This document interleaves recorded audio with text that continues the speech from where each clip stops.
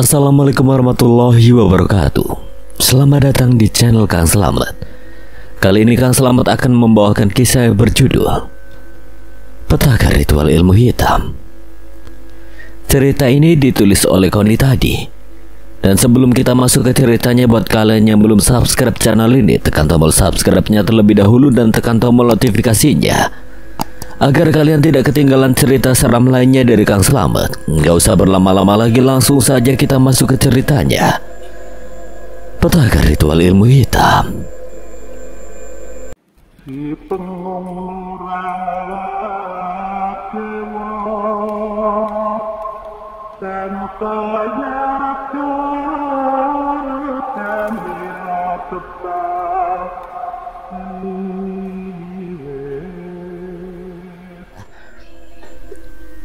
makasih banget nih, hasil panen tidak banyak yang hilang. Kang Barda rajin ke kebun, Mbak. Arin melihat sekeliling rumah masih khas masyarakat kampung Banten, sejuk dan damai. Sekarang Kang Barda ada di kebun, Kang? Iya, nanti setelah makan kita ke kebun. Pete sudah siap panen minggu ini. Wah, pete? Iya, Mbak Arin, pete. Manjat Kamrin, bikin sambal besok. Ya udah, kalau udah siap kita ke kebun. Opik berdiri dan meraih topinya. Mereka pun segera berangkat ke kebun di tepian hutan. Pohon-pohon pete dan durian berjajar, langka dan melinjo, dingin dan sejuk. Suara ayam berkokok lokasi kebun dekat dengan peternakan ayam. Sebuah pondok terlihat seorang pria setengah baya kira-kira berusia 50 lebih terlihat sibuk dengan parang di tangannya. Dia sedang memotong dahan. Permisi, Kang. Yang diteriaki menoleh dan buru-buru meletakkan parangnya setelah melihat Lena dan Arin. Nih Kang, bos kita Mbak Lena dan itu kawannya Mbak Arin. Opik mengenalkan keduanya. Lena menjabat tangan Barda. Pria berkulit hitam dan jangkung itu menunduk dengan hormat.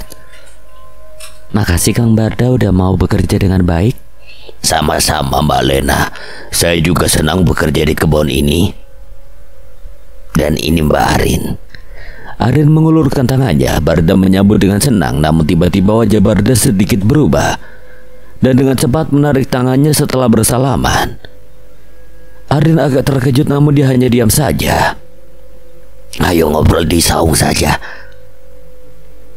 Mbak Lena dan Mbak Arin silakan ke saung. Kami akan memetik pete dan oleh-oleh buat dibawa pulang nanti. Siap Kang Opi, kami mau melihat-lihat dulu. Kemana kita? Lihat-lihat aja ayo. Oke. Arin dan Lena berjalan-jalan di sekitar kebun sementara Opik dan Barda menuju salah satu pohon pete. Pik, sah Mbak Arin tuh? Opik agak heran dengan pertanyaan Barda. Kunaon Kang, kawan dekat Mbak Lena dia? Aku melihat sesuatu yang aneh di badan perempuan itu. Hati-hati dengan dia, Pik. Bisa mengacaukan urusan kita kalau dia ikut campur. Sebisa mungkin hindari masalah dengan Mbak Arin. Maksudmu Kang?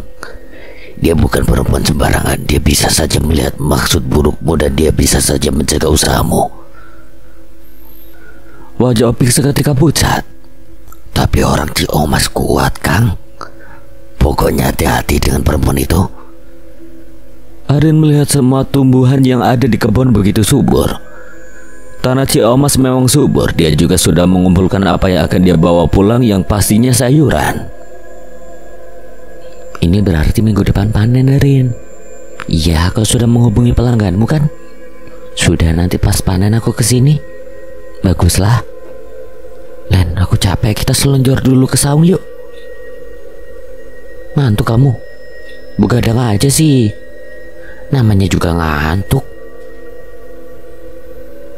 Kang Opik, ada bantal gak di saung? Arin ngantuk. Ada bah, ada, bentar. Semalam Arin memang begadang dengan elang dan sekarang dia merasa sangat mengantuk, apalagi suasana kebun yang sejuk dan dingin menambah keasikan untuk bersantai.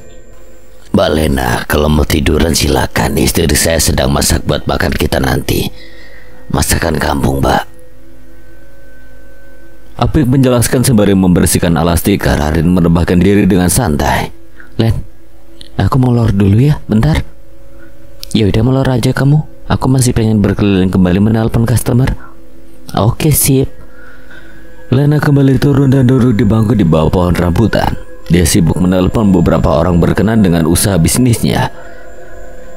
Arin sendiri terlihat sudah menutup mata meskipun belum terlalap tidur. Saat Arin seperti antara tidur dan tidak, dia melihat ruangan seperti kamar pemujaan. Di dinding kamar ada tergantung jerami berbentuk boneka manusia yang dibungkus kain putih. Lalu Arin juga melihat meja pendek bulat yang di atasnya berserakan foto-foto kecil. Apa ini? Mata Arin melihat tengkorak di pojok dan melihat mangkok berisi cincin dengan batu yang berwarna-warni. Arin terkesiap saat melihat dua orang pria duduk berhadapan. Satu pria bertubuh pendek dengan pakaian serba hitam dan memegang boneka kecil. Pria yang satunya lebih membuat Arin terkejut.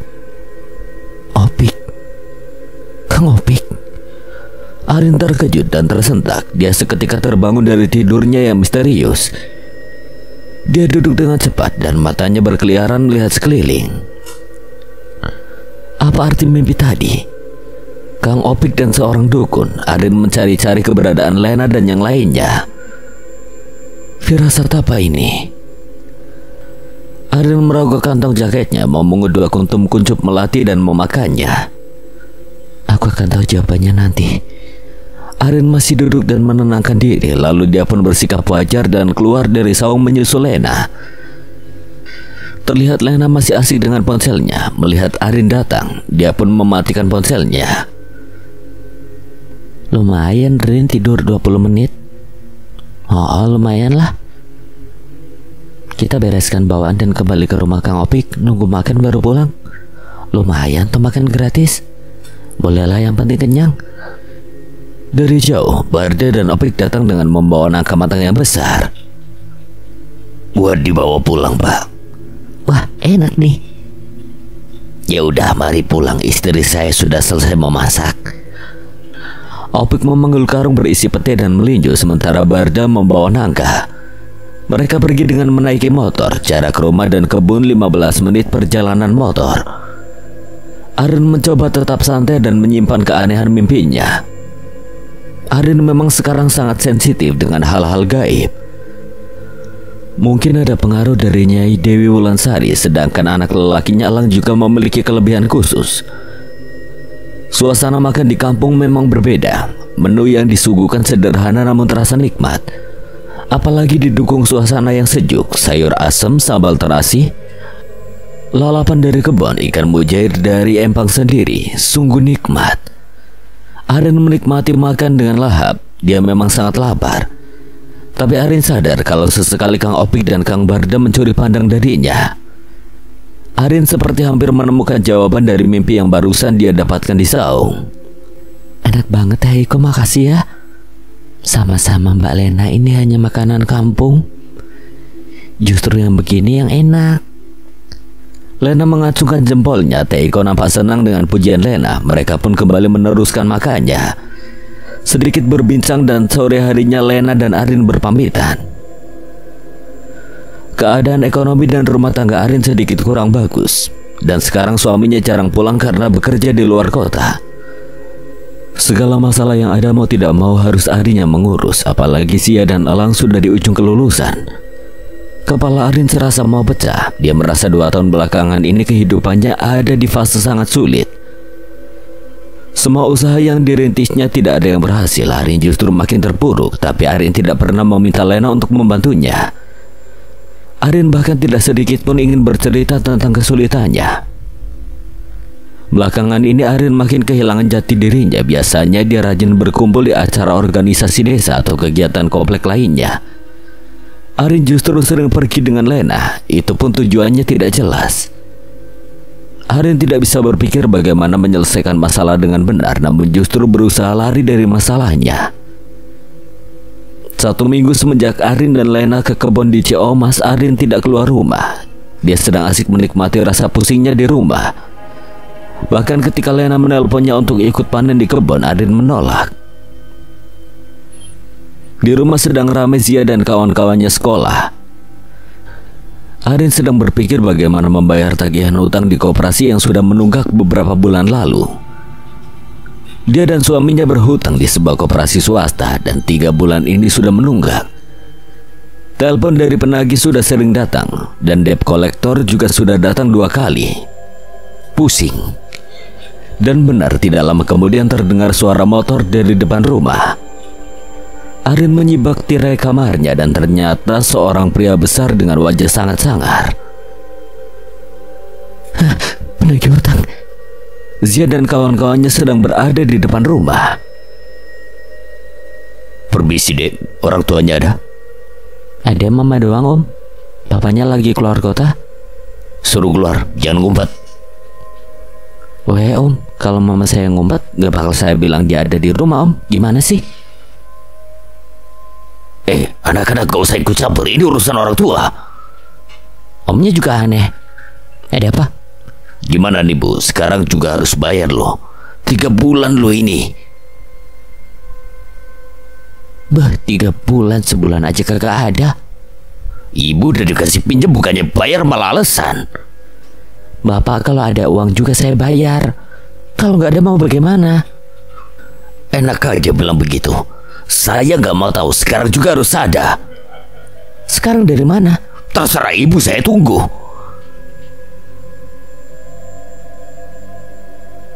Om, tunggu di situ aja om. Siapa tahu kalau om duduk di situ sampai seminggu bakal ada duitnya. Sejenak Arin menahan tawa. Zia terkadang memang barbar. Masih pada ketegangan antara penagih hutang koperasi dan Arin serta Zia. Enak banget kalau ngomong. Kalau nggak mampu bayar, jangan minjem. Bang, yang saya pinjem uang koperasi bukan uang Anda. Lagi pula kalau saya banyak duit gak bakal saya pinjem. Emangnya saya bego? Begini aja dah. Koperasi Anda ada badan hukumnya tidak? Ada visi dan misinya kagak? Saya lihat koperasi tempat Anda bekerja cukup besar dan ternama, pasti ada peraturannya. Masa koperasi besar gak ada toleransi dan solusi? Visinya mau membantu rakyat apa matiin rakyat? Cara Anda nagih sangat kasar, jauh dari visi perusahaan Anda. Ibu ini saya tagih malah berdalih, bukannya bayar. Anda menagih seperti menagih nasabah bank keliling. Gak sopan dan kasar. Juga memaksa seperti bukan koperasi yang punya badan hukum. Harusnya ada solusi bang, bukan maksa. Mau dibayar ya sabar, kasih solusi. Kalau abang gak terima dengan kata-kata saya, suruh ke sini manajernya. Weh, si om ini maunya apa sih? Kalau gak ada tinggal laporan om. Bukan duit om juga kan? Kalau nagih dengan kasar begitu, kita juga bisa kasar. Zia menyingsingkan lengan bajunya hingga kedua bahu yang bertato burung gagak terlihat. Dari dalam Rian keluar sambil menenteng celurit ukuran sedang. Waduh. Mau sabar atau cepet nih? Pria debt collector itu sedikit mundur. Dia seperti takut dengan reaksi Arin dan anak-anaknya. Keluarga apa ini? Saya minta tempo bang, saya pasti bayar asal sabar kok. Ya udah, saya tunggu di kantor. Setelah debt collector itu berlalu, Arin dan Zia saling pandang dan tertawa. Buset. Padahal Rian keluar bawa celurit karena mau nebang pisang. Arin memukul jidatnya sendiri. Biang bener bikin kerusuhan. Dia juga gak sopan, Zia kan jadinya kesel. Yaudah, Mama dan Elang mau ke pelabuhan, mau beli ikan asin. Kirain mau ke keraton. Gak, mau ke pelabuhan saja. Kalian di rumah aja ya. Siap Mama. Arin tertawa dengan tingkah kawan-kawan Zia yang selalu kocak ini. Elang baru tiba dengan motornya. Setelah minum dan berganti pakaian, dia pun siap pergi dengan ibunya. Karangantu mah, lewat kota atau lewat sawah luhur? Elang memberi opsi rute jalan yang akan dilewati. Sawah luhur dek, enak buat ngebut. Aduh, emak gue ini suka buat ngebut dah. Karangantu adalah pelabuhan tua peninggalan penjajahan Belanda di pesisir pantai Banten. Letaknya tidak jauh dari Keraton Kasepuhan Banten dan kelenteng Cina yang sudah tua. Bangunan bersejarah kebanggaan masyarakat Banten.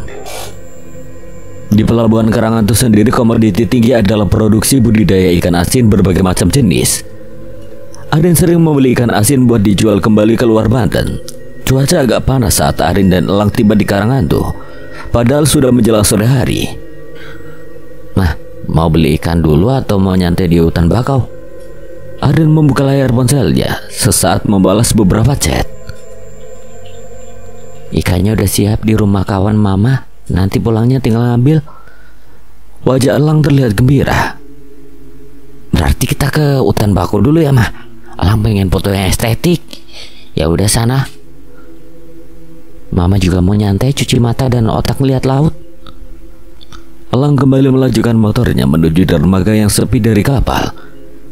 Kapal-kapal penangkap ikan kalau jam segini masih belum ada yang kembali. Biasanya pukul 2 atau 3 dini hari baru kembali. Elang memarkirkan motornya tepat di tepi dermaga. Di sisi lain berjajar pantai dengan tumbuhan bakau yang indah. Arin duduk di tepi dermaga dan memandang laut lepas. Terlihat banyak pengunjung di waktu sore hari seperti ini hanya untuk melepas lelah dan mencari suasana baru. Arin asik menikmati sebatang rokok. Elang sendiri sudah ngacir untuk mengambil foto. Lautan memang indah meskipun Arin takut pada lautan. Elang kembali dengan 2 gelas es kopi dan kue dalam kertas dan plastik. Nih mah, nyantai dulu kita. Dek, sekolah di mana kamu nanti? Mama belum punya uang buat daftarin kamu. Di SMK mah nyari yang bayarnya bisa dicicil. Iya dek. Biaya sekolah menghadang di depan mata. Arin belum punya cukup uang. Kepalanya kadang pusing 7 keliling. Senja hampir tiba. Arin dan Elang sudah menghabiskan makannya. Mereka pun bersiap untuk kembali ke rumah. Banyak pengunjung yang masih asik menikmati senja di tepian dermaga. Mama beli kerang hijau dulu ya dek. Ya udah. Arin berjalan menghampiri kerumunan, namun sesaat langkah Arin terhenti seketika. Jantungnya berdegup kencang. Dia melihat seseorang yang membuatnya sangat terkejut. Pria berbaju hitam dalam mimpinya. Arin mengusap matanya. Dia mencoba meyakinkan apakah pandangannya dan ingatannya benar. Pria itu yang ada beberapa meter di depannya sedang memilih kerang hijau dengan seorang wanita yang mungkin adalah istrinya. Pria itu adalah benar yang Arin lihat dalam mimpinya. Pakaiannya sama persis. Gila, ini gila. Arin tidak jadi mendekat dan hanya berdiri terpengkur di tempatnya. Elang menjadi heran. Kenapa mah? Bentar dek. Arin fokus pada pria berbaju hitam yang ada beberapa meter di depannya. Tak salah, pria itu adalah pria yang sama persis ada dalam mimpinya. Ia menggelengkan kepala. Dia pun balik membatalkan niatnya membeli kerang. Gak jadi beli mah. Gak dek, kurang bagus. Kita ambil ikan asinnya lalu pulang. Siap momski. Elang melajukan motornya ke arah yang ditunjuk Arin. Lepas membeli ikan, Arin dan Elang langsung kembali ke rumah karena sudah menjelang maghrib. Sepanjang perjalanan, kepala Arin dipenuhi banyak pertanyaan. Siapa pria dalam mimpinya dan justru tidak sengaja bertemu di pelabuhan? Dan apa hubungannya dengan Kang Opik? Lalu kenapa dirinya mendapatkan mimpi itu? Arin mengusap kepalanya. Senja mulai hilang dengan 1000 pertanyaan di kepala Arin. Pikiran Arin tidak bisa lepas dari semua kebetulan. Pria yang ditemuinya di pelabuhan benar-benar pria yang ada dalam mimpinya. Sudah 2 minggu Arin tidak ada interaksi dengan Lena. Dia tahu sahabatnya itu sibuk dengan pekerjaannya dan juga bolak-balik ke Jakarta. Untuk urusan bisnis, Arin tidak pernah mau terlibat dengan Lena. Lena punya kriteria tersendiri. Semoga saja usahanya kali ini sukses. Mah, apa kak? HP mama bunyi, tante nelpon. Baru aja diomongin udah nongol manusia satu ini. Arin berdiri dan menjawab telepon dari Lena. Suara Lena di seberang sana nampak bersemangat. Agak lama Arin menutup ponselnya. Ada apa mah? Minggu depan tante Lena mau bikin acara makan-makan di rumahnya dan akan mengundang teman-teman bisnisnya. Hah? Terus kita disuruh masak? Enggak lah. Yang masak tetangga kampung. Kita tamu doang. Nah gitu baru asik. Pasti tamunya pria-pria berduit dengan otak penipu dan mistis. Arin ngakak mendengar ocehan Zia. Tapi memang benar kalau Lena sering bertemu pria-pria pebisnis dan tukang kedukun. Arin kadang kesal dengan kelakuan temannya, tapi mau bagaimana lagi? Itu mutlak privasi Lena. Kita datang berdua, Kak. Mama males kalau sendirian. Yoi, masih siap. Tumben bikin acara ngundang orang segala. Pasti dia dapat banyak keuntungan. Hari sudah tiba di mana Arin dan Zia pergi ke acara makan bersama di rumah Lena. Rumah Lena memang terbilang luas dengan ruang tamu yang bisa menampung banyak orang. Arin dan Zia datang lebih awal atas permintaan Lena. Mungkin membantu persiapan saja. Di kebun belakang beberapa perempuan sudah selesai memasak dan sedang menyiapkan untuk nanti kalau sudah lengkap tamunya. Wah, motong kambing kau, Len. Iya, kambingnya aku titipin dirawat di tempat Bisania. Udah beranak 4 dan ini yang dipotong termasuk anaknya. Lumayan tuh. Biar banyak juga nanti. Len, berapa orang yang kamu undang? Gak banyak sih, ceweknya kamu sama Melda. Terus Kang Opik, Kang Barda, Rahmat. Dari Jakarta ada Bang Yudi dan Bang Anton, Joni. Terus ada tamu spesial yang akan aku kenalkan ke kamu, Rin. Tamu istimewa? Siapa? Namanya Kirangga Permana, orang dari Dayak. Ntar dia kamu akan tahu. Dia datang dengan istrinya. Ki, pasti urusan bisnis lagi nih bocah, buset dah. Gak ada kapok-kapoknya. Persiapan sudah selesai dan kue-kue sudah dihidangkan sebelum acara makan tiba. Seorang wanita yang juga kawan mereka nampak juga tiba. Halo Lena, Arin. Maaf aku terlambat, anakku rewel. Yang kerok si Melda nih. Wih, Tante Melda cantik badai deh, ucap Zia dengan semangat. Entah itu pujian atau sebaliknya, bibir tebal dengan warna lipstik ungu yang tebal, baju warna kuning. Zia menahan tawa. Makasih anak manis. Ya udah yuk, tuh Kang Opik dan Kang Barda udah datang. Terlihat Kang Opik dan Kang Barda datang dengan membawa durian dan nangka. Tak lama kemudian yang lain pun datang satu persatu. Mereka duduk di bawah dengan beralaskan karpet. Suasana keakraban begitu terasa. Ini Kirangga belum datang? Lena meraih ponselnya. Oh, sedang di jalan, Kang. Arin tidak begitu peduli dengan obrolan mereka. Arin lebih fokus makan, sesekali mengobrol dengan Melda. Makanan kecil dan air putih serta kopi dihidangkan sambil ngobrol. Tak lama terdengar suara mobil datang. Sebuah mobil warna merah Honda Jazz. Dari dalam mobil keluar sepasang suami istri. Arin sangat terkejut dengan siapa yang baru tiba. Jantungnya seperti berhenti berdetak. Buset, gak salah lihat kah? Pria itu adalah pria dalam mimpinya dan pria yang kemarin dia lihat di pelabuhan Karangantu. Kebetulan macam apa ini? Lena, Kang Barda, dan Opik berdiri dan menyambut pria itu. Selamat datang Kirangga. Kirangga Permana yang dibilang Lena adalah orang sakti asal Dayak Kalimantan. Arin merasa biasa saja. Arin hanya menekan perasaan terkejutnya saja sambil mencoba mencari jawaban. Silakan duduk Ki dan Ibu Fatma. Lena sibuk berbahasa basi. Terlihat sekali Opik dan Barda sangat menghormati pria itu. Cincin dengan batu merah delima melingkar di jarinya. Mbak Lena ini punya kawan-kawan yang hebat. Belum seberapa tua, mungkin usianya masih menginjak 50 tahunan. Ini sahabat saya Melda dan yang itu Arin dan putrinya Zia. Kirangga menyalami Melda dan kemudian Arin. Sesaat mata mereka saling beradu dan Arin merasa pandangan Kirangga kepadanya sedikit membuat risih. Mereka kembali asik ngobrol tentang usaha dan berbagai cara ikhtiar sesuai pemikiran mereka yang sebenarnya dianggap gak masuk akal oleh Arin. Arin hanya setia menunggu dan mendengarkan. Seusai acara makan dan beberapa orang tamu pamit pulang, kini hanya tinggal Kirangga, Opik, dan Barda. Mereka seperti sedang membahas sesuatu dengan Lena. Melda sendiri sudah memilih pamit pulang karena kesibukan. Zia pamit pulang lebih dulu dengan membawa sisa kue dan makanan. Lumayan. Arin menikmati santai dengan rokoknya di samping rumah sampai Lena memanggilnya. Rin, Arin, sini.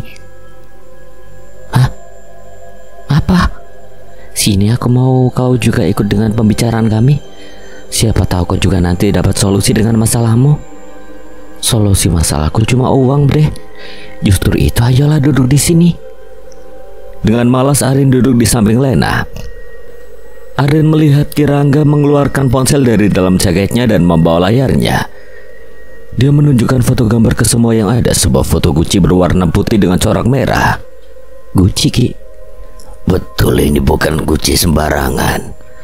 Gucci ini bisa menarik rezeki dan menolak ilmu jahat yang sedang dilancarkan kepada kita dan keluarga kita juga. Ini sudah terbukti dari pemilik terdahulu. Kenapa Gucci sesakti itu bisa dijual, Ki?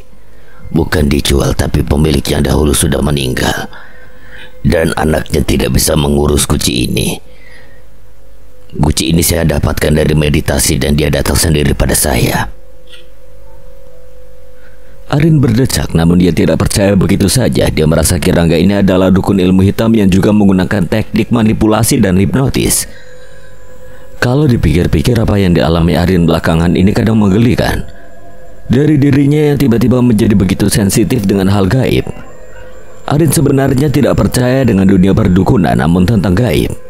Dia percaya karena gaib memang ada dan jin juga ada. Arin sedang memilah mana yang benar-benar ilmu hitam atau sihir dan mana yang pura-pura bisa tapi nyatanya hanya pembodohan, bahkan menggunakan teknik manipulasi atau hipnotis. Bisa jadi antara gaib dicampur adukan dengan manipulasi pikiran. Faktanya Arin pernah bersentuhan langsung dengan hal gaib dan dia percaya itu. Tentang Gucci Kirangga, Arin merasa itu hanya tipuan saja. Meski Kirangga adalah orang sakti yang bisa mengirim santet ataupun guna-guna, namun soal Gucci, Arin merasa itu berlebihan dan hanya kebohongan yang bersifat materi dan memeras Lena. Mungkin ini adalah sedikit petunjuk dari mimpinya. Arin tiba-tiba merasa sangat penasaran dan ingin menguak tentang aktivitas Kirangga, pria yang katanya dukun santet juga. Mama, kaget Mama sih. Kenapa Mama mikirin apaan? Arin mengetuk meja dengan jarinya. Mama penasaran dengan seseorang. Mama mulai deh. Ntar dulu, Mama kan belum cerita sama kamu. Mama mau cerita sama Zia kagak? Boleh. Arin dan kedua anaknya memang tim yang kompak dalam segala masalah. Zia dan Elang selalu tahu beberapa masalah yang dihadapi Arin. Arin pun menceritakan perihal Kirangga dan soal Gucci ajaib itu. Selesai bercerita, Zia pun tertawa terbahak-bahak. Kenapa ketawa? Aduh mungkin kalau dia tukang pelet atau santet sih. Zia percaya, tapi kalau Gucci penarik rezeki kayak gitu, jelas Zia nggak percaya, bohong. Itu cuma alat mereka mau memeras Tante Lena yang kadang PA. Bocah sableng Tante Lena, kamu bilang PA. Kan emang benar-benar begitu. Dia terlalu terobsesi dengan benda-benda keramat dan justru itu yang dimanfaatkan oleh orang lain buat ngerjain dia. Mama pikir Kirangga ini juga adalah ahli hipnotis. Memang benar kalau dia metafisika dan menguasai ilmu pelet dan ritual santet. Tapi kan Lena nggak butuh itu. Lena mudah terpikat dengan benda bertuah, dan itulah yang dijadikan alat mereka untuk menipu Lena. Tapi Mama lihat Lena juga sudah terkena ilmu sihir Kirangga.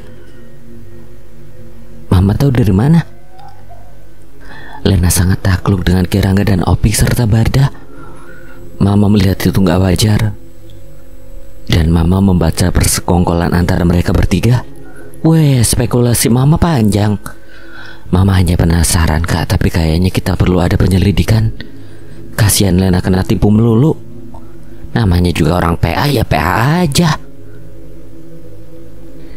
Arin mau tidak mau tertawa mendengar penilaian Zia soal Lena. Lena memang kadang terbilang PA. Mama maunya kayak gimana? Ikuti aja permainan mereka. Mama akan coba kawal Lena dan pura-pura mendukungnya. Tapi kalau Kirangga nanti tahu dan dia benar-benar seorang dukun santet, wah, bahaya Tenang, meskipun benar dia dukun santet dan sudah banyak pelanggan sablengnya, Mama gak takut. Percaya Tuhan aja ya Arin mengangguk, tapi memang Arin merasa sangat ingin menyelidiki apa arti mimpinya dan apa yang akan terjadi dengan Lena. Kali ini Arin harus mengikuti permainan mistis mereka.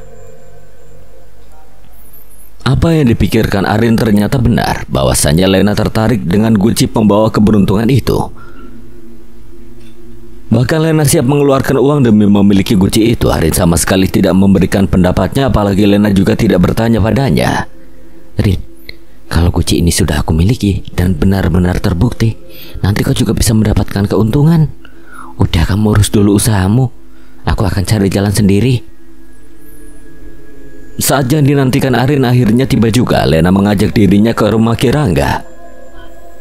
Arin ingin tahu apakah ruangan di rumah Kirangga sama dengan apa yang pernah dilihat Arin dalam mimpinya. Rin, kita ke rumah Kirangga, kita bisa ngobrol banyak dan tahu tentang dia dengan jelas. Ya udah, kita ke sana. Bawa apa kita, Rin? Terserah lah. Bawa durian dari Kang Opik aja lah. Terserah.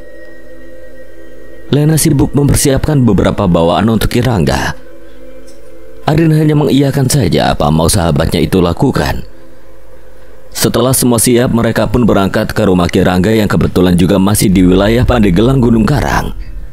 Hanya beda kecamatan dengan Abah Ipul. Dan mereka juga gak nyangka kalau masih harus berurusan dengan Gunung Karang. Meskipun katanya Kirangga ini murni orang Dayak dan tidak menggunakan ilmu dari leluhur orang Banten. Mereka tiba di rumah Kirangga yang ada di pinggir kebun durian. Lena memarkirkan motornya dan mengajak Arin mengetuk pintu rumah. Seketika kepala Arin pusing dengan aroma dupa yang menyengat dari dalam rumah. Buset, ini rumah apa tempat praktek santet, Len? Psst. Lena memberi kode diam pada Arin. Rumah apaan ini? Dari balik pintu terlihat Kirangga sendiri yang membuka pintu.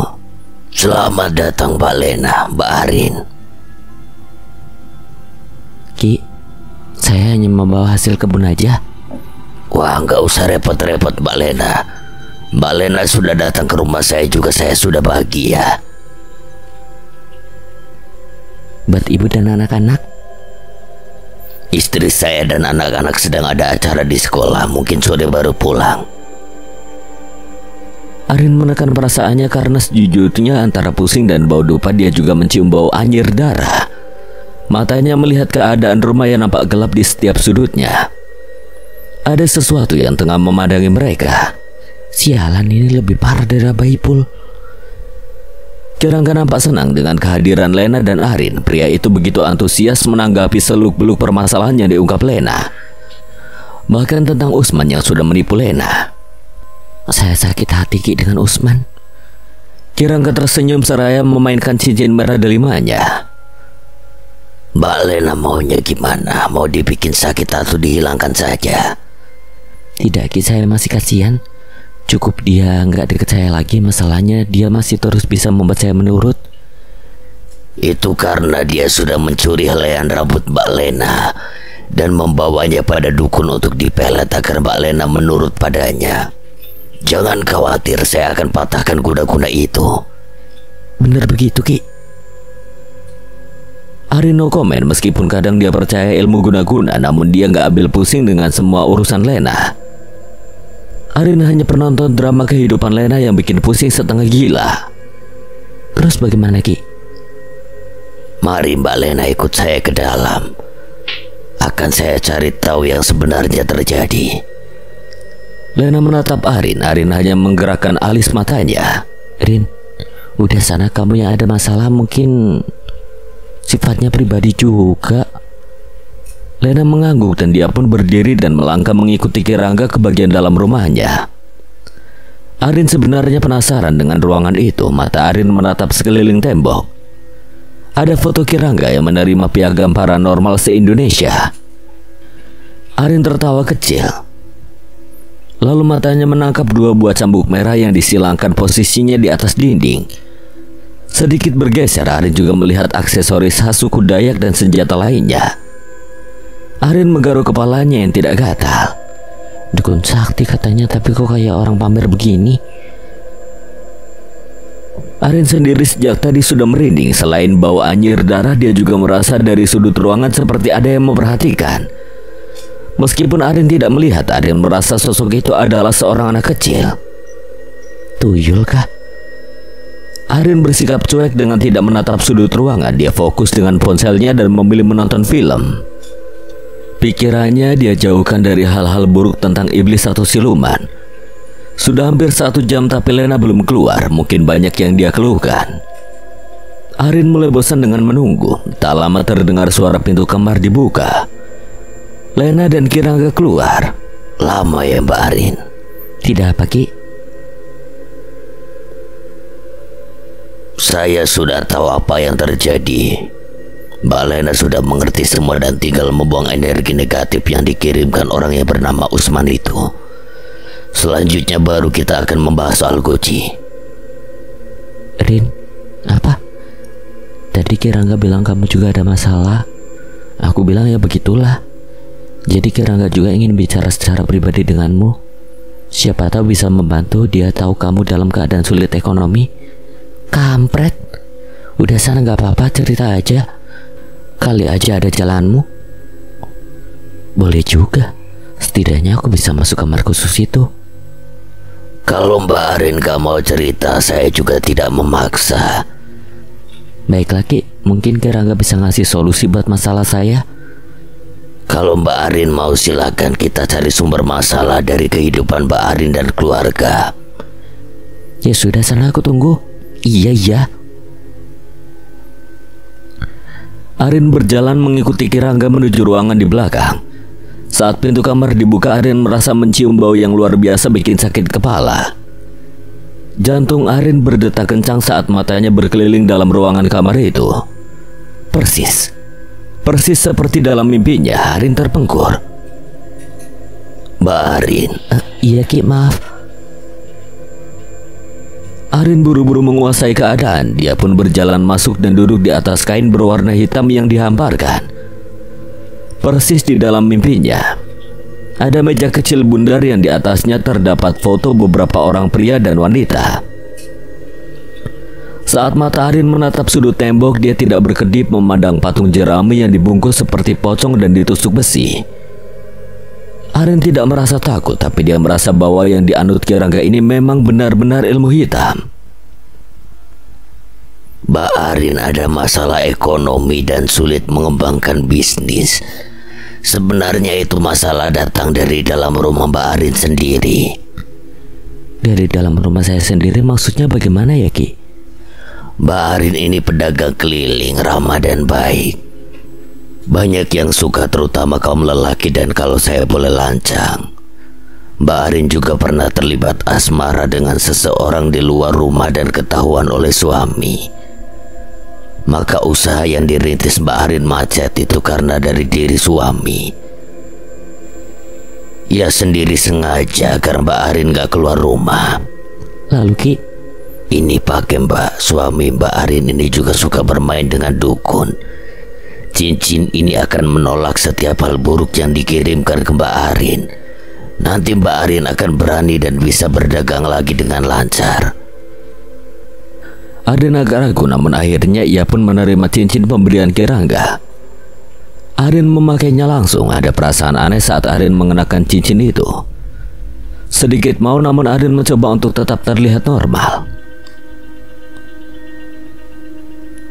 Nanti akan saya kasih Mbak Arin mantra yang digunakan untuk mandi selama 3 kali berturut-turut, dengan kegunaan membersihkan tubuh Mbak Arin dari energi buruk yang menyulitkan Mbak Arin selama ini. Apa ini Ki? Itu air untuk diminum sekali minum. Dan besok atau lusa akan saya kasih mantra dan ritual mandi untuk membersihkan tubuh Mbak Arin dari hal negatif. Oh, diminum sekarang Ki? Sekarang Mbak. Perlahan Arin membuka tutup botol kecil itu. Sedikit tahu, namun Arin nekat meminumnya. Berharap itu adalah air biasa. Wajah Kirangga terlihat sumringah. Baiklah Mbak, sudah cukup, saya tahu masalah Mbak Arin. Nanti akan saya kasih penangkalnya. Kirangga berdiri diikuti Arin. Arin melangkah keluar kamar dengan sedikit bingung. Namun dia puas setelah melihat kondisi kamar yang sama persis dengan di mimpinya. Air pemberian Kirangga yang Arin minum itu sebenarnya menimbulkan efek yang aneh pada Arin. Arin menjadi pusing di malam menjelang tengah malam. Dia seperti merasa mual dan badannya panas, namun Arin tidak berpikir itu akibat dari air pemberian Kirangga. Arin hanya berpikir itu karena dia kelelahan karena sering keluar rumah. Arin sudah dikerok dan minum obat sampai Arin tersadar kalau perasaan mual dan pusing itu hanya datang ketika menjelang tengah malam. Hal ini disadari oleh Elang. Elang merasakan ada sesuatu yang tak biasa yang dialami oleh ibunya. Mama memang dari mana dan ngapain? Arin menceritakan bahwa dia baru saja bertemu dengan Kirangga dan diberi air. Elang harus ngelihat sendiri rumah Kirangga dan nyari tahu apa isinya. Di rumah Tante Lena banyak sekali penghuni dedemit baru yang gak tahu dari mana datangnya. Tapi kalau Elang lihat mereka hanya makhluk kiriman. Iya deh, Mama juga curiga dengan aktivitas Kirangga, Opi dan Barda. Sepertinya mereka akan mengeruk keuntungan dari Lena. Makanya Mama ikut ke rumahnya dan mastiin jenis ritual apa yang mereka lakukan. Arin menceritakan apa yang dilihat dan dia rasakan selama ada di rumah Kirangga. Elang yang memang punya kelebihan metafisika hanya menyimak. Anak itu berjalan ke arah dapur dan tidak lama kemudian kembali dengan air dalam gelas. Mama minum ini dulu, nanti Elang coba kurangi efeknya. Soalnya itu kuat banget mah, Elang gak sanggup melawan. Untung badan Mama juga gak kosong. Ada yang bantuin Mama meski gak maksimal. Arin hanya mengikuti arahan anak laki-lakinya itu. Setelah minum air dari Elang, Arin berlari keluar dan muntah. Badannya agak lemas. Sialan, mantra apa yang dikasih ke aku? Ngajak rusuh. Tenang mah, Mama fokus pada siapa yang ada di dalam diri Mama. Lawan barengan dengan dia. Dek, emang kamu tahu siapa yang ada bersama Mama? Taulah. Setelah ada di Gunung Karang, Mama pulang gak sendiri. Ada wanita cantik yang nempel di badan Mama. Dia suka bersatu dengan Mama. Benarkah dia? Sebaik-baiknya dia, tapi gak baik kalau bersatu dengan manusia. Nanti juga harus disuruh pergi. Tapi Elang gak bisa ngusir dia. Gara-gara urusan dengan Lena, jadinya sekarang sering ada bisnis dengan demit. Sialan banget tuh orang. Arin mencoba tidur setelah merasa agak enakan badannya. Sudah lebih dari seminggu Arin setiap malam harus minum air penawar dari Elang. Namun kata Elang, setiap malam juga dia melihat energi negatif masuk ke rumahnya. Elang jarang tidur malam dan hanya sering begadang sampai jam 3 pagi. Anak laki-laki Arin itu lebih sering duduk di teras rumah sambil memberi makan ikan lele. Sesekali Elang duduk seperti orang bermeditasi dan kadang bicara sendiri dengan pelan. Arin merasa bersalah. Apa yang dilakukan Elang adalah untuk menjaganya. Arin memang sering kepikiran Kirangga beberapa hari ini. Arin khawatir akan terkena guna-guna dari pria paranormal itu. Sedangkan Lena sepertinya sudah masuk dalam perangkap mereka. Yang memegang perdagangan dan keuangan biasanya adalah Joyce, seorang wanita yang lebih mirip pria, dan Joyce adalah ahli dalam berdagang. Dia membantu Lena dengan sangat keras memasarkan dagangan ke Jakarta. Namun sekarang Joyce hanya bekerja di lapangan luar wilayah pasar saja. Sedang hasil kebun dan pengaturan uangnya Lena melimpahkan pada Opik dan Barda. Saat bertemu dengan Arin, Joyce yang baru pulang dari Jakarta mengeluhkan banyak hal. Kalau seperti ini aku pilih gak kerja sama dia lagi, Tante Arin. Sabar Joyce, justru kita harus cari cara buat nyadarin dia dari gunggungan Opik. Heran saya Tante, dia selalu percaya dengan hal begituan. Kenapa gak bisnis yang sehat aja? Itulah ciri khas mereka. Udah biarin aja, kita berusaha bantu dia saja. Hujan baru reda dan masih meninggalkan jejak dingin. Suasana hujan dan minum sekutang panas sangat nikmat. Apalagi dengan diiringi suara rintik hujan yang masih terdengar jatuh di atas genteng esbes. Iramanya sangat merdu. Malam sudah menjemput. Meski baru jam 8, Arin sedang berada di rumah Lena dan menikmati satu mangkok sekuteng panas dan rokok yang pasti gratis. Arin tidak bercerita soal apapun pada Lena tentang kejadian yang menimpanya setelah Kirangga memberinya air minum. Bahkan Kirangga masih menawarkan banyak cara yang katanya bisa membuang sial Arin. Arin tidak begitu mengindahkan kata-kata itu. Dia sedang berusaha mengendalikan apa yang dia alami. Dia kemana, Len? Dia di rumah bibinya. Sebentar lagi juga aku mau jemput dia. Aku pulang ya. Jangan sekarang, aku mau jemput Lia. Kamu di sini dulu sambil nunggu anakku. Di ekskul, aku nggak ada kunci rumah. Pintu rumah rusak, bukan dibikin yang baru malah diganjel dari dalam. Payah, banyak duit juga. Lupa Rin, lupa. Ya udah, sana buruan. Aku juga mau pulang nanti. Siap. Lena berlari keluar dan langsung menyambar kunci motornya. Arin kelihatan sangat dongkol tapi juga tertawa sendiri. Pikun parah. Arin kembali duduk dan menikmati sisa sekutengnya. Mungkin anak Lena yang besar, si Tio, sedang dalam perjalanan pulang. Anak dan emaknya sama saja nggak jelas. Arin asik dengan ponselnya sampai beberapa saat kemudian terdengar suara mobil datang. Mobil siapa? Rekan bisnis Lena kah? Arin berjalan gontai mendekati pintu rumah yang payah. Arin terkejut melihat tamu yang datang ternyata adalah Kirangga. Kirangga? Mbak Arin, kok sepi? Bu Lena ada? Lena sedang menjemput anaknya ke rumah saudaranya, Ki. Kirangga mau nunggu? Ini penting, jadi saya menunggu saja. Arin mengirim pesan pada Lena dan Lena membalas pesan Arin. Katanya baru berangkat dari rumah saudaranya, lagi di jalan. Arin nampak lega. Dia sedang di jalan, Ki. Kirangga mengangguk dan duduk di ruang tamu dengan santai. Arin berjalan ke dapur untuk menyiapkan air panas dan menyeduh kopi. Pasti soal Gucci. Sampai beberapa saat Lena belum datang, Arin merasa tak nyaman dengan keadaan yang sepertinya mulai berubah. Tatapan mata Kirangga sudah mulai aneh. Arin melihat jam di dinding, sudah hampir jam 9 malam. Arin menelpon Lena berdering tapi tidak ada jawaban. Arin tiba-tiba tersentak saat seseorang memeluknya dari belakang. Arin menoleh dan betapa terkejutnya dia mendapati Kirangga memeluk tubuhnya. Sontak Arin berontak dan marah. Apa-apaan ini? Jangan kurang ajar ya, Ki. Saya sangat menyukaimu, Arin. Jadilah milik saya. Lepaskan, Ki. Aku tidak mau. Pelukan Kirangga begitu kuat memeluknya dan melempar Arin di atas ranjang. Arin ketakutan tapi juga begitu marah. Manusia cabul, kau tidak pantas dihormati. Seketika Kirangga mendorong Arin dan menindih tubuh Arin. Kalau kau menolakku, aku akan mengganggumu untuk selamanya. Aku akan membuatmu gila dan hanya akan memikirkan aku. Aku tidak takut. Kirangga makin brutal mengusap wajah Arin dan mencium paksa bibir Arin. Arin sangat jijik dan marah. Dia pun mencari celah melepaskan diri. Saat Arin berpura-pura lemas dan pasrah, Kirangga yang siap melepaskan bajunya sendiri tertipu dengan taktik Arin. Arin menendang dengan kuat perut bagian bawah Kirangga, dan dengan pakaian berantakan Arin berlari keluar kamar dan selanjutnya dia berlari keluar rumah Lena. Kirangga sangat marah dan semakin penasaran dengan Arin.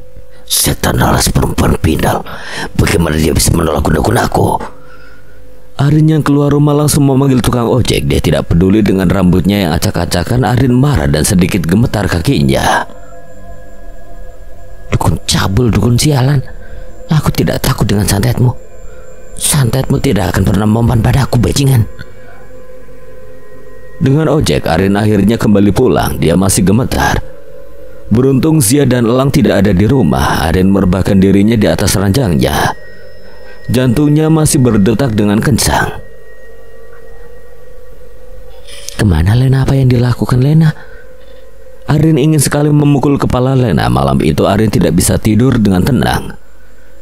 Pikirannya kacau sendiri. Menjelang azan subuh Arin baru bisa memejamkan matanya. Sejak kejadian itu Arin benar-benar seperti dihantui bermacam-macam pikiran yang kacau. Perasaan gelisah dan panas gemetar kadang menyerangnya saat malam tiba. Arin sering bermimpi buruk dan kadang dia seperti melihat Kirangga sangat dekat dengannya. Setengah mati Arin mencoba melawan sampai satu hari Arin bertekad kembali ke makam Nyai Dewi Wulansari.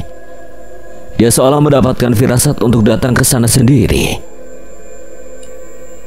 Mungkin Kirangga marah dengan tantangan Arin dan berniat menyerang Arin dengan berbagai mantra jahatnya.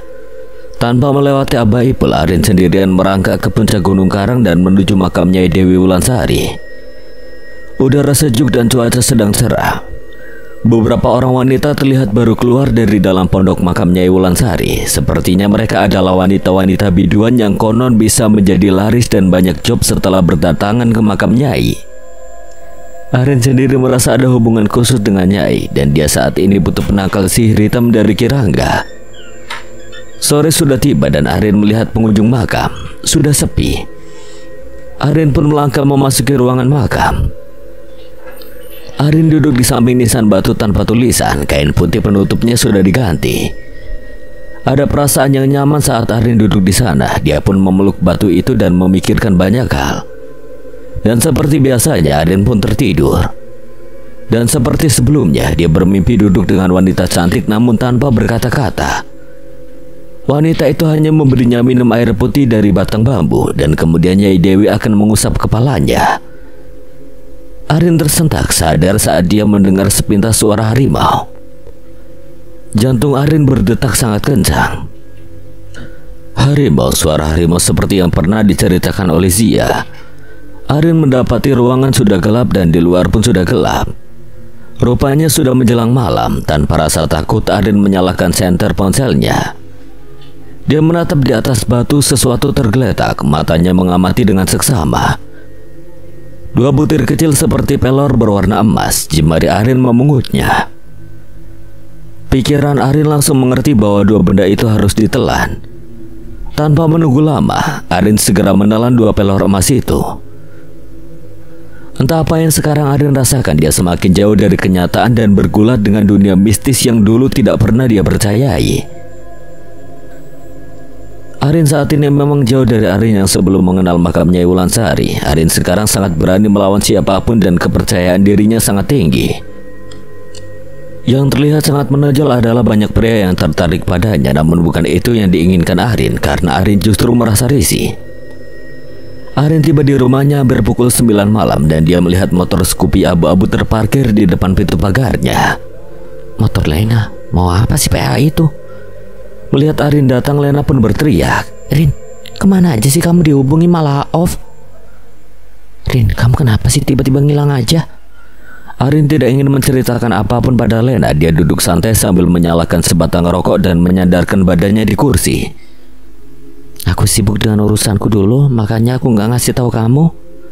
Rin, tadi Joyce nelpon aku, katanya dia mau berhenti kerja denganku. Aku tanya alasannya, tapi dia nggak mau kasih tahu alasannya tegas. Mungkin dia lelah atau dapat kerjaan lain. Ya udah biarin aja. Aku hanya merasa dia bohong padaku. Aku kan nggak enak kalau dia keluar karena aku jarang merhatiin dia. Mulai deh. Mulai apanya? Mulai lebay. Udah sih, kalau dia mau keluar kerja, ntar kalau butuh dia juga balik lagi.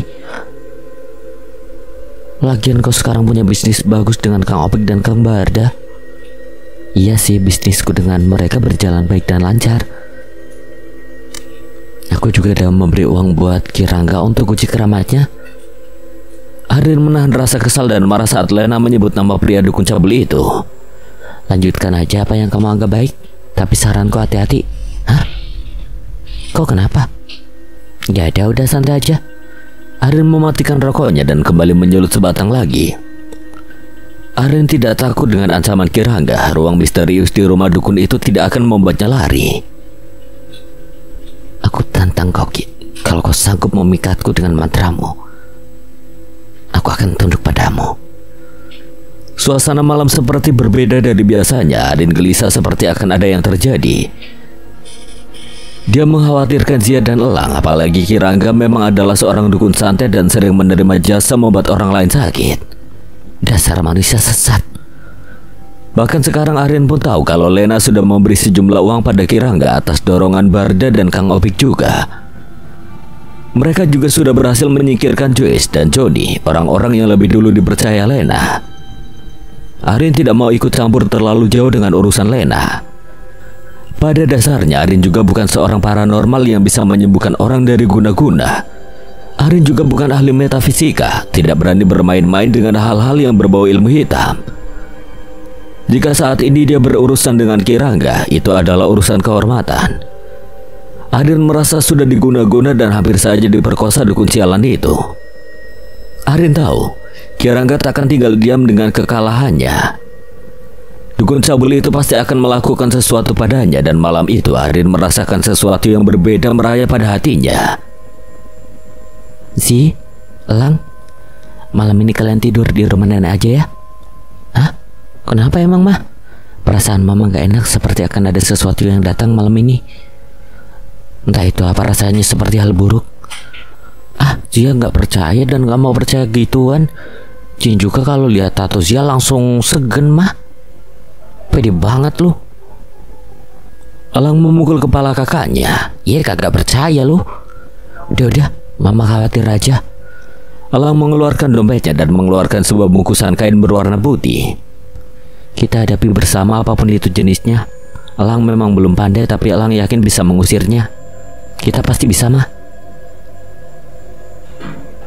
Kalau hal begituan harus dilawan pakai logika.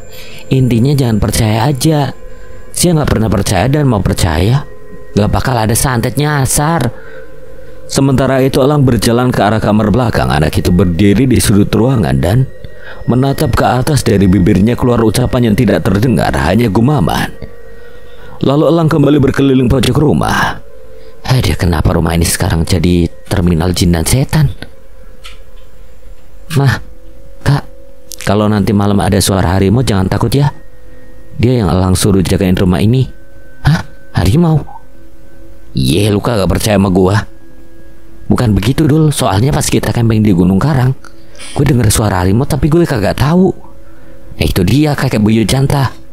Elang belum bisa belajar dari dia, tapi Elang bisa tahu kehadirannya. Elang bercerita hal-hal yang kadang gak masuk akal.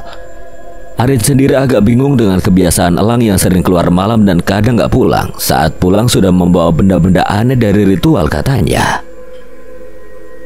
Buyut Janta konon adalah kakek buyut dari Elang sendiri, dari suami Arin, dan Arin lebih kepada Zia. Tidak percaya hal mistis, namun sekarang justru ada dalam lingkaran mistis. Malam makin mencekam, Zia dan Elang tidak meninggalkan Arin sendirian di rumah.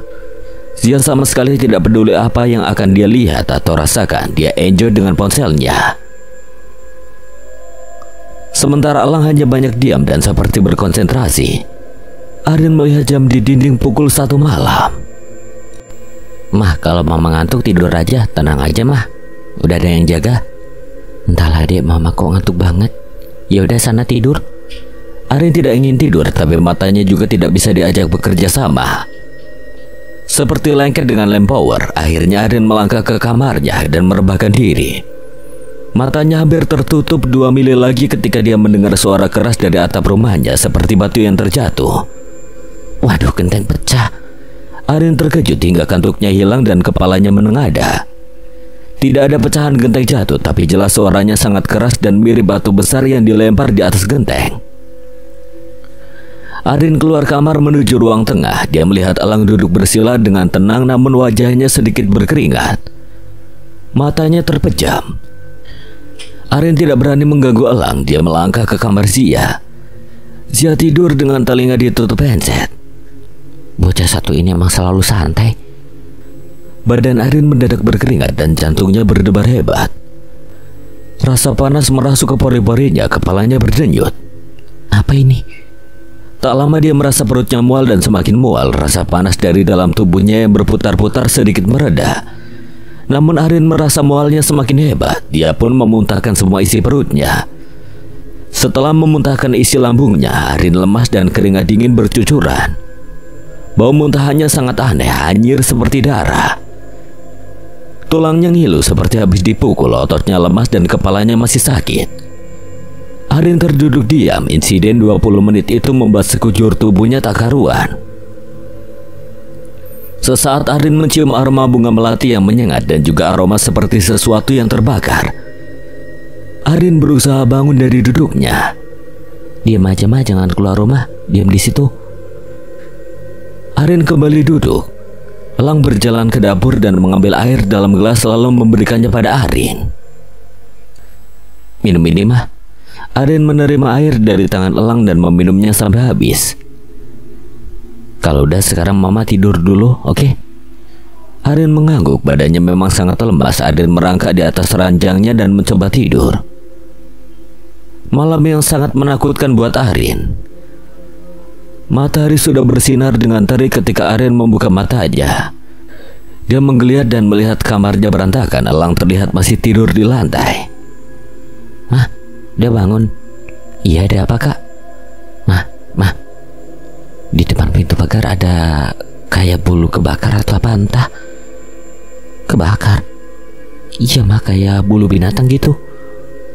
Buru-buru Arin berlari keluar. Dia berhenti di depan pagar rumahnya. Sesaat Arin berjongkok dan menatap gumpalan warna hitam di tanah, mirip bulu ekor kuda atau serigala atau entah. Ia terbakar. Arin menggaruk kepalanya. Bulu api nih. Jangan-jangan semalam ini yang tercium. Apa itu mah? Jangan sentuh kak, siram pakai air aja. Iya mah. Arin berpikir sepertinya memang dari kejadian semalam. Lantas apa yang dikirimkan Kirangga padanya? Arin sangat yakin ini ulah Kirangga. Sial, dukun cabul nggak guna. Ada penyesalan dalam diri Arin saat melihat kondisi Elang. Badan Elang kelelahan dan panas tinggi. Arin sangat khawatir. Elang seperti habis mengeluarkan banyak tenaga. Dek, apanya yang sakit? Hanya capek aja mah. Elang nggak apa-apa kok. Tenang aja, orang itu nggak bakal berani lagi ganggu mama. Maafin mama ya dek. Mama udah nyeret kamu dan Zia ke tempat yang berbahaya. Mama juga nggak tahu kenapa semua jadi gini. Udah jalannya seperti itu mah. Ya kalau bisa dihindari berhubungan dengan orang-orang yang suka bermain ilmu-ilmu hitam. Kata-kata Elang seketika menyentak hati Arin. Benar, dia harus menjauhi orang-orang ini termasuk Lena. Arin harus punya pendirian sendiri, punya kesibukan sendiri. Jika Lena sadar dan ingin menempuh jalan yang baik, Arin tidak keberatan menolong. Tapi jika terus berkubang dengan hal-hal mistis, Arin gak mau.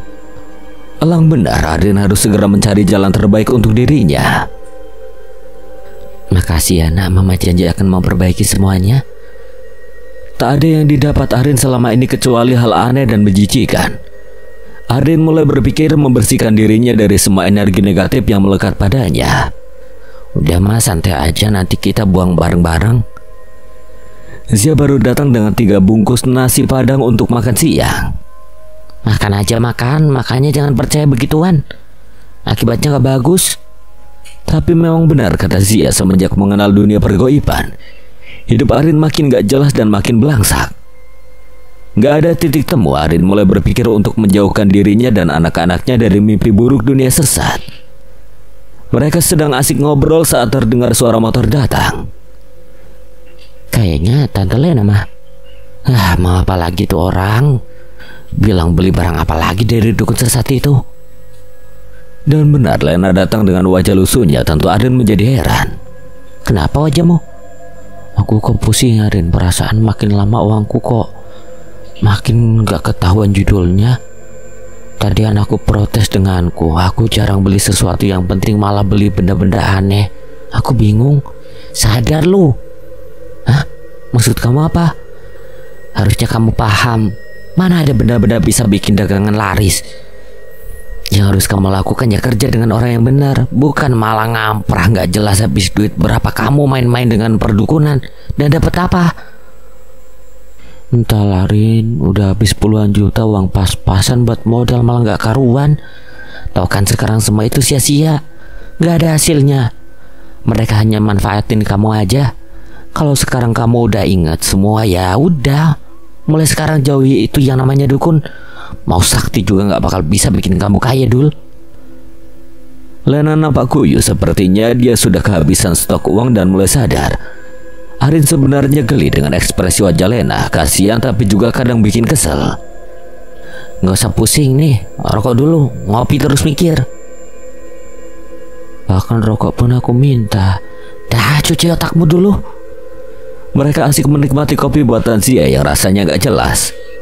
Elang tidur karena lelah. Arin bertekad akan membuang semua yang sudah dia peroleh. Entah bagaimana caranya dia tidak tahu. Semua terlalu berbahaya untuknya. Arin juga tidak mau melihat anaknya Elang sering melakukan ritual yang berhubungan dengan hal-hal yang gaib. Apalagi semua karena Arin. Mereka akan semakin jauh dari logika. Keraton Kasepuhan Banten sedang ramai. Arin dan Elang baru selesai melakukan ziarah di makam Sultan Hasanuddin dan para leluhur Banten. Udara sejuk di sore hari, pemandangan arsitektur kuno yang sangat menarik. Entah sudah berapa lama Arin tidak datang di keraton. Elang menemui seseorang dan berbincang sebentar, lalu tak lama kembali dengan menenteng bungkus gorengan. Mah, makan dulu. Habis ini kita ke Karangan tuh. Ngapain dek? Beli kerang? Ada. Mama kalau beli kerang di rumah kakeknya Sandi mah. Kita ke karangan tuh buat buang semua benda keramat. Arin nyengir sambil menggigit cireng panas. Buset, panas. Elang menggaruk kepalanya karena kesal dengan tingkah ibunya yang kadang-kadang ngalahin anak ABG. Sambil makan, mereka meluncur ke pantai Karangatu. Saat sore begini, pengunjung hanya ada sedikit orang. Arin sudah bertekad untuk membuang semua dan tidak lagi menyentuh dunia yang bukan menjadi wilayah manusia. Dia juga ingin Elang tidak menggunakan kelebihannya untuk hal yang bersifat musyrik. Dermaga Karangantu sore itu dihiasi ombak yang besar. Arin mengeluarkan semua benda yang pernah dia dapatkan selama dia beberapa bulan berkecimpung di Gunung Karang. Begitupun Elang. Arin turun di bawah dan berdiri di atas batu. Yang dari semesta aku kembalikan pada semesta. Hanya Allah yang akan mencabut apa yang pernah aku makan dan menyatu pada tubuh dan darahku. Aku pasrah saja.